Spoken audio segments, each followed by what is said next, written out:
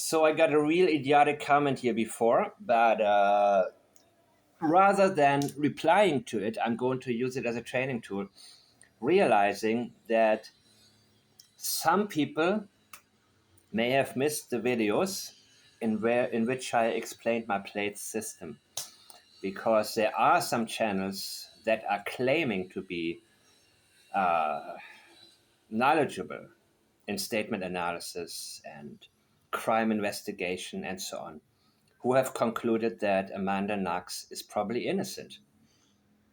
Anybody who has read the lengthy analysis from Peter Hyatt about it and paid close attention to Amanda Knox's earlier statements and knows a little bit about statement analysis knows for a fact that she is hiding something. Not only is she hiding something, but she is hiding something very, very, very important. Now, I have to look up whether or not Peter Hyatt actually had a video about her, but maybe I will look it up once I'm done with this particular part here, because I have previously stated that the question, what happened that night, would not necessarily be the best one, because it can give somebody the excuse to be defensive and say, I told you I wasn't there. How would I know? But my question, because of that, was, what do you know about what took place the night Meredith Kircher died? What do you know? And you could say, I don't know anything about it. I already told you, right? That would be a very much better reply from somebody who has no clue, supposedly, of what took place. And Amanda Knox is now going down the Casey Anthony route, who's trying to elevate herself to the position of activist. They always do that. Eventually, after they get away with something, they realize that the public opinion of them is the one thing standing in their way of living the kind of life that they want to live. And it was similar to O.J. Simpson. People said, even I know that people close to him advised him, listen, you need to get out of here. You need to disappear. If you don't disappear from where you live or move places, okay, stay there. Stay where you are, but stay the hell away from cameras. Stop talking. You already had the best case scenario for you taking place in court. So you should just cut your losses and let it go. Otherwise, it's not going to be pretty. But realizing, taking his freedom for granted, right? Once he took his freedom for granted that he didn't deserve, he went after all the people that disagreed with the verdict. Casey Anthony gotten away with it, in my opinion. But guess what? She is now getting worn out, worn down by people not forgetting and reminding her and saying, you got away with it, but we are not the same. We know what you did. And so the public opinion becomes more and more important to those types of people who think they outsmarted the system, which is normally because the lawyers did that, right? Some people outsmart the system, absolutely. But not everybody that gets away with it should be credited with outsmarting the system, because a lot of them, they just had the right lawyer, man, and they just had certain circumstances playing in their favor. And jury selection is a huge thing. As you can see by the average comment on YouTube and Twitter, that's your jury pool right there. Look at the people who follow this Sturwood crap about Jack and Lily. Complete disinformation, right? But they're buying into it. That's why it's so easy for lawyers who understand human nature to manipulate people into getting off their clients. And of course, people say, well, that's the client. He has a lot of money, money, money, money. No, money is only a tool. You can use it, you can apply it. Otherwise, it will screw you. So, how you use what you got to get what you need, that's really the key in the legal system. And it is, loopholeish, as is human nature. It's a reflection of human nature. Whenever somebody says, oh, people online, no, no, no. People online are the reflection of people in general. People have always been like that. So when people talk about, oh, everybody's on the phone all the time, oh my God, what, as if you are a victim of technology. You are not. We are not. When I was a child and I took a train, I remember everybody was reading their newspaper. People did not talk to each other either. So, anybody under the age of 30 watching this, don't believe the hype. Stay away from public opinion because 80% of the time, the public opinion is absolutely wrong, period. So, what I'm doing here, I'm getting into Amanda Knox's spiel online, where or in her books, which I mean I can't imagine anybody in the right state of mind even looking at it. She is now trying to create a new image for herself. So I had to ask her this question, while I'm not blocked, in her comment section of a post where she portrays herself as an activist and somebody who's doing everything for mankind and who has a kind heart and is, look, I know some of you are familiar with the case. Let me look up right now on my phone if Peter Hyatt actually had a video about her. I read his posts about her. His wait. His analyses, since Peter Hyatt covered a lot of different cases, right? So he often jumped from case to case, and Jordan Peterson. Yeah, I see a lot about Amanda. Amanda Knox is. If anybody claims she's innocent, well, if that's what you really believe, go find out for yourself. Come up, make up your own mind. But just because a lot of people say she's probably innocent, that's what happens when time goes by and people forget about facts. And suddenly, these people realize I can have a great life using turning my infamous situation into something that can benefit me more.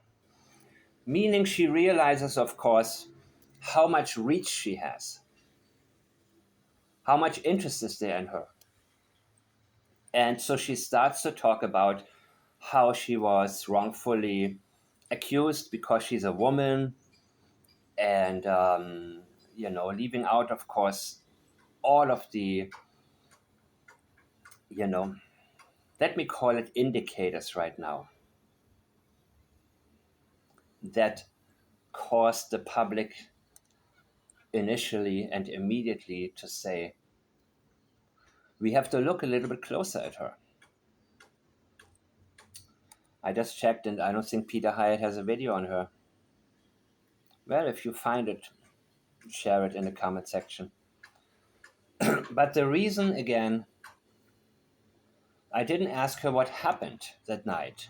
Because, she'll say, I told you, I wasn't there. I have no idea. How would I know? So I'd ask her, what do you know about what took place? And I don't care if it's about, You can take it either any way that you want. You can say, what do you know about it in terms of somebody telling you, you getting information, you having suspicions, you having inside knowledge because you were there, maybe you allowed something. All of this is a really wide spectrum. And how somebody answers a question is a very strong indicator towards what they actually know. So, first thing she does is accusing me of manterrogating.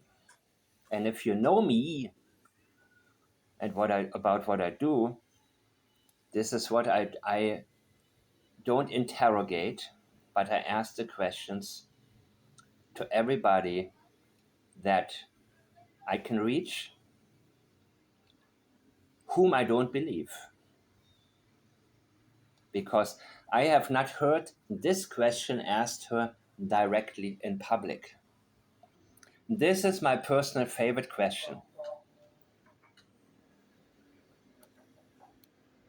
Because if somebody died, let's say your mother died while you were on vacation, let's say she was murdered, and the medical examiner said it happened about 3 or 4 days before you returned.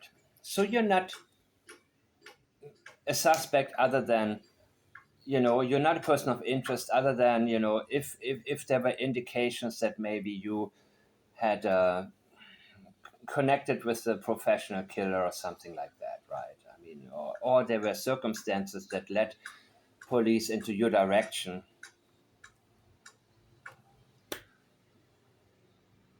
I don't know anything. And I told you. That would be reliable. She's not doing that. She's accusing me of something using the type of rhetoric that she is using in general now for her to elevate herself to the level of activism.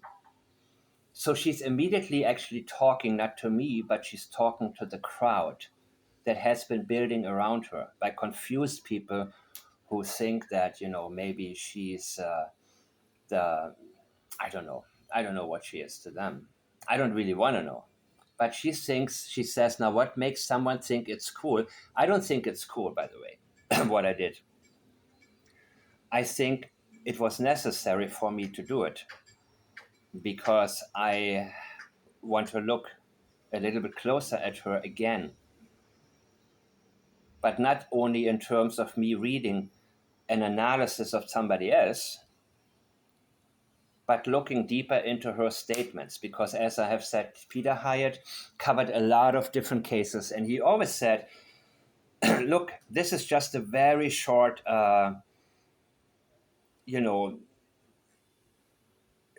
intro into an analysis, really, where I don't spend 10 hours on a paragraph as I could if I really gotten into it, but just to point out a few obvious parts. So I want to hear it from the horse's mouth. And she immediately accuses me of thinking it's cool for me to leave this comment. No, I don't think it's cool. I think it's actually tacky. But I also lose respect for people to the degree where I don't grant them the type of courtesy that I otherwise would. Meaning, if you are suddenly making a living off of deceiving people, misleading people, and doing it so blatantly that you only appeal to the ignorance of the masses, and this is sort of my way of saying, hey, there are some of us who know what you did. And we know what you did because of your very own language. Not because I read stuff online, not because of certain misinformation or guesses or any of that, which is the usual, the usual accusation that Chris Proudfoot and people like that give, extend to the public in interviews. Oh, people have a right to their opinion. Yeah, it's not an opinion-based thing, even though, okay, of course, you know the story. Everything I'm saying is my opinion only. Everybody's innocent until proven guilty in the court of law, blah, blah, blah, blah, blah. Sure. However, I put thoughts into this and I want to make no mistake about it that I not only express that, but only also tell everybody how I have how have I my thought process here. So immediately she is speaking the language of the types of people that she wants to appeal to. And it's saying, I cannot answer this question on my own. I don't want to answer this. This is critical. There's avoidance here. And she's basically calling for help to all of her followers, saying, okay, you need to be on my side here. And I guess it has 34, it probably has a lot more comments right now already. That was, look, I screenshotted this 12 hours after she posted it, right? So from what I recall, I woke up and I saw, oh, Amanda Knox. She not only replied to me, but she actually felt the need to quote me and then put her spin on it. Manterrogating. Oh, I see. Okay. So she's playing the this card, which we also need to notice in terms of her feeling she cannot answer this question and needs to accuse me of something and try to gather support from anybody that is allowing her to paint herself or include herself in a group of females that have been victims, right? She wants to take on a victim role. So she is appealing to anybody that's ever been in a victim like position, saying, I am just like you. Now I am a victim. Now you have to come and support me. Because she can block me, of course, but she cannot get rid of the comment that I left on Twitter. She could delete her post that she made, to which I replied, and then make it again. But, that's not something that would look so good. And it could, have a backlash, especially since I already screenshotted it and others have probably as well. So she says, what makes someone, she's not talking to me. She's asking it as a general question, avoiding once again what I said. What makes someone think it's cool to show up randomly? It wasn't randomly for me, but in her mind, she already concluded that, people are stupid. Everybody is stupid enough to buy into whatever she has to say. And question me about the most traumatic. Okay. What about Meredith Kircher, your roommate who was murdered? And you are talking about yourself. You are making this about you. You're not accusing me of disrespecting Meredith Kircher, which I don't, because actually I believe that people who have been murdered deserve answers. And we need to learn from the answers we gather for future cases. The most traumatic moment of my life. That's what she's calling it. And then here comes the important part that I was hoping to get something, something similar like this. This is what I'm going for here with my open-ended question. While insinuating the pronoun my guilt. Amanda Knox is taking ownership of guilt. How sure am I about this? 100%. Oh, I've been wrong before, by the way. But this is, of course, only my opinion, right? No, she is saying my guilt. If you were innocent, remember how Daniel Martel talked about Jack and Lily's murder, the death of Jack and Lily? He knows that Jack and Lily are dead.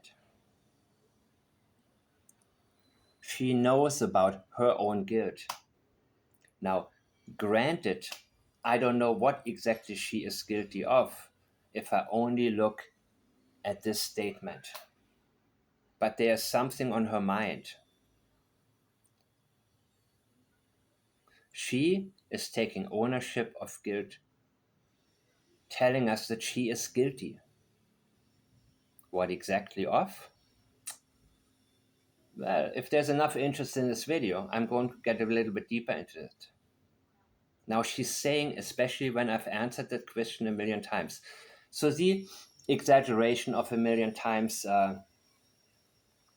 yeah, it's a very common thing. But you see, these patterns we develop because we grow up, we want to highlight, we want to get a point across. But still, it is to be noticed. And I haven't heard her answer this question ever. Maybe they asked it in the interrogation process. I'm sure they asked something similar, at least. So she's saying, Google it. No thanks. This is a question I haven't heard anybody ask you. So I want to know it from you. My guilt. Imagine me accusing you of something.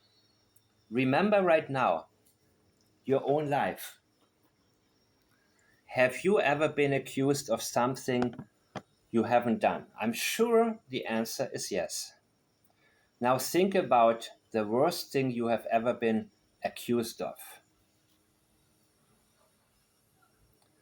And now remember how you replied when you were asked about it.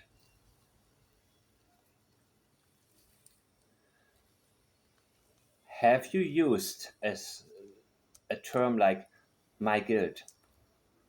How dare you you know, how dare you insinuate my guilt? No, you wouldn't. How dare you accuse me of having done something? You would be so specific about it. I am not guilty. I'm not guilty of anything. I haven't done anything. And that's it. All of this rhetoric would be a disservice to your very clean conscience. And you would be completely open because you have nothing to hide, but she has a lot to hide. That's what this answer shows us. Suggests. Let me say suggests. So the person who said, "You're right, you should have Googled it." I think that you need to really, really, I'm not going to pay attention. I'm not going to give the, even if I'm doing I'm doing this video as a general service to people who are new to statement analysis, or those who have, of course, watched a few videos of mine, but not the ones necessarily where I explained the basics, like the earlier videos of mine. That's where I was more into explaining the basics of statement analysis, just as a starting point, to get into the more interesting cases. But remember how you replied when you were, accused of something. So I hope that you guys realize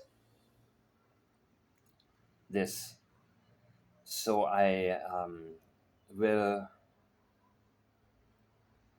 yeah, feel free to share examples with me, by the way. How did you reply when you were accused of something? What do you think a more reliable answer would have been yours had you been in the position? Or have you ever felt the need to hide something? As I have as a child when I was, when I got in trouble. I remember these things. I think back. How did I ever develop certain patterns like exaggerating and trying to convince people of something? But, anyways, I appreciate you guys watching and I'll see you next time.